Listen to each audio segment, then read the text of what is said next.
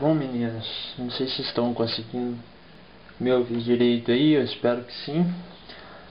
Eu tentei montar toda uma estrutura aqui para gravar, para mim conseguir escrever e filmar ao mesmo tempo. Não ficou lá muito boa não, mas eu acho que vai servir. Para fazer a introdução lá no plano inclinado, eu queria que vocês pegassem aí o exercício 3 da folha, da PUC Minas. Porque ele vai ser... Depois que eu explicar isso aqui, eu creio que vocês já vão bater o olho de cara e já vão saber a resposta. Então é o seguinte, plano inclinado não é difícil. O que confunde muita gente são os macetinhos, entre aspas. Então, por exemplo, o plano inclinado vai ter, obviamente, o plano, lá aqui, a rampa, né? Vai ter que, às vezes a gente dá um ângulo de 90 graus, às vezes não. Vai ter um ângulo alfa, vamos chamar assim, céluzinho de alfa. E aqui vai ter a caixa ou qualquer outro tipo de objeto aqui. Esse objeto, ou ele vai se movimentar para baixo, movido pelo seu peso, ou ele vai se movimentar para cima, sendo puxado por uma corda. Nesse exato momento, como vocês estavam com dificuldades em fazer a decomposição da força por seno e cosseno, nós vamos trabalhar com ele sendo movido para baixo, apenas pelo seu peso. Então, vamos pegar ele aqui, vamos trazer ele aqui para baixo, para me transformar, para a gente poder dar um zoom no que está acontecendo com ele. Esse objeto, vamos colocar de massa M, massa igual a chamar de M. Uma coisa muito comum é o seguinte: a força-peso ela sempre está para baixo. Porém, preste atenção, no plano inclinado, essa força-peso não vai estar atuando para baixo. Ela vai ter uma componente para baixo, mas ela não vai estar atuando para baixo. Isso é meio complicadinho, mas o que acontece? A força-peso aqui, ela vai estar fazendo diagonal, assim, ó. Ou aqui na rampa, ela vai estar dessa forma aqui, ó. Então o que acontece? Essa diagonal, esse componente diagonal aqui, que é a força-peso, ele vai ter uma parte na vertical, para baixo, e uma parte aqui na horizontal, que no desenho vai ficar assim, para baixo, que é vertical, e aqui o componente horizontal. O que vocês têm que saber, que é uma manhazinha que não convém demonstrar agora, que é matemática, é que o ângulo alfa, esse ângulo que vai estar na rampa, ele vai estar atuando sempre aqui. Aqui. Ele vai aparecer aqui, ó.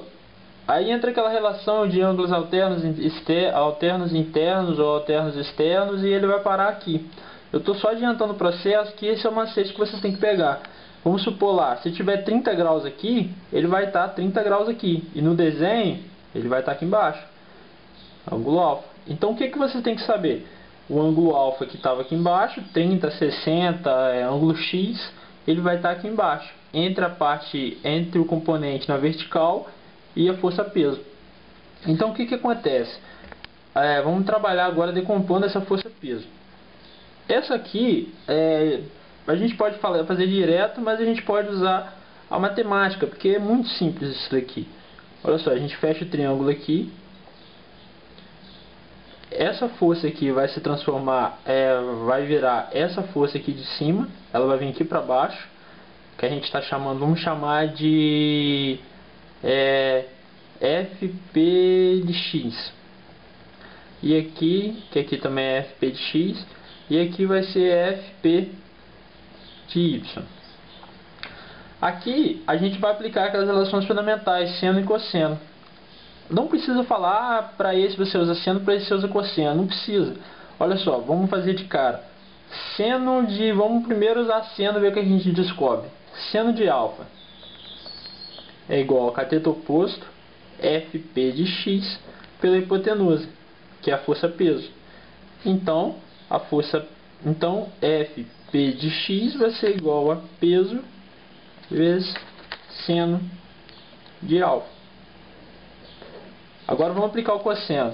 Cosseno de alfa é igual a f p de y por, que é a hipotenusa, que é a força peso. Logo, f p de y vai ser igual a peso vezes cosseno de alfa. Essas são as relações básicas. Não tem muito erro. Então, o que vocês precisam apenas fazer? Pegar o plano, desenhar aqui, fazer esse esquema, desenhar a força-peso sempre diagonal, sempre, desenhar a componente na vertical dela e na horizontal, desenhar um ângulo entre o peso e a vertical, no macetinho, lembre-se, o ângulo aqui sempre vai vir para baixo, o ângulo daqui sempre vem para baixo. E aqui vocês vão fazer essa decomposição da força usando seno e cosseno, entendeu? Então, no exercício 3, o que ele está pedindo? Eu vou pegar uma outra folha aqui, que eu estou fazendo de caneta para ficar mais claro no vídeo, e eu vou demonstrando a vocês. No exercício 3, a situação, a gente vai ter, reparem como é semelhante. Na verdade, plano horizontal, plano vertical não tem muitas variações. O que muda é uma hora ou outra que entra uma corda, ou que entra alguma coisa puxando o bloco, empurrando, mas a básica é sempre a mesma. A gente tem um bloco M, e o exercício diz assim: a figura 1 representa um bloco de massa M que, após ser lançado com velocidade V sobre uma rampa de comprimento L, sem atrito, prestem muita atenção que isso é importantíssimo, inclinada de um ângulo alfa, que é o ângulo aqui, ângulo beta. Sei lá que desgraça que é. Assinale a opção que corresponde às forças que atuam no bloco enquanto ele estiver subindo a rampa. Então, olha só o que ele falou. O bloco veio e está em movimento. Então, o que a gente tem que fazer? Está pedindo apenas as forças que está atuando. Lembra da decomposição de força. Vamos lá, vamos decompor. Esse bloco M aqui tem a força peso dele na diagonal. Vamos desenhar aqui também, diagonal. Ele tem a sua componente na vertical e tem essa componente na horizontal. A partir do momento que você desenha a componente na vertical e a componente na horizontal, igual eu estou fazendo agora, é como se a força peso sumisse. Essa força aqui não existisse mais. Ela fosse literalmente decomposta em duas. Uma na vertical, que é essa daqui, que eu vou chamar de F de Y de P. E essa daqui, que na vertical, F de X de P. Eu decompus, acabou, não precisa mais. Então o que acontece? Eu tenho já essas duas forças atuando, que ela equivale à força peso, mas eu ignorei a força peso agora. Para mim ela não existe mais. E também, o que acontece? Como o objeto está encostado na rampa, aqui também vai surgir a força que se chama normal, que muitas vezes se confunde falando que a normal é sempre igual à força peso. Não é. A normal é igual à componente vertical da força peso. Opa, pera aí. Embolei, calma, devagar. A gente tem a força peso na diagonal, a componente horizontal da força peso, que é o Fx de P, e a componente vertical da força peso, que é F de Y de P. A normal sempre vai ser igual a F de Y de P. Então, normal é igual a F de Y de P. Beleza. Então, olha só as forças que já estão atuando no momento. A gente tem F de Y de P, F de X de P e agora a normal. Aí, Jean, mas tem aqui também a velocidade. Não, a velocidade não é uma força. Se tivesse, vamos supor que alguma coisa empurrando a caixa para dando a ela aceleração, essa força existiria. Mas como é velocidade, não tem. Então, as forças que vai estar atuando vai ser essa daqui. Fx de P, F de Y de P, que são as componentes da força peso, que existia mais ou menos nessa direção, que eu acabei com ela, e é normal. Então, a resposta do exercício se dá em alternativa C. Alternativa C. Bom, por enquanto é isso.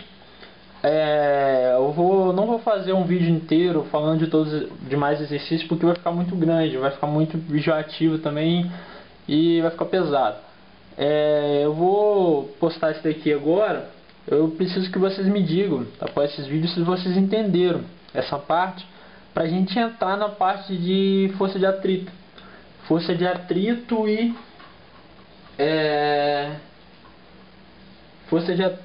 e força resultante, para a gente trabalhar aqui. Bom, meninas, é isso. Um beijo e bons estudos aí.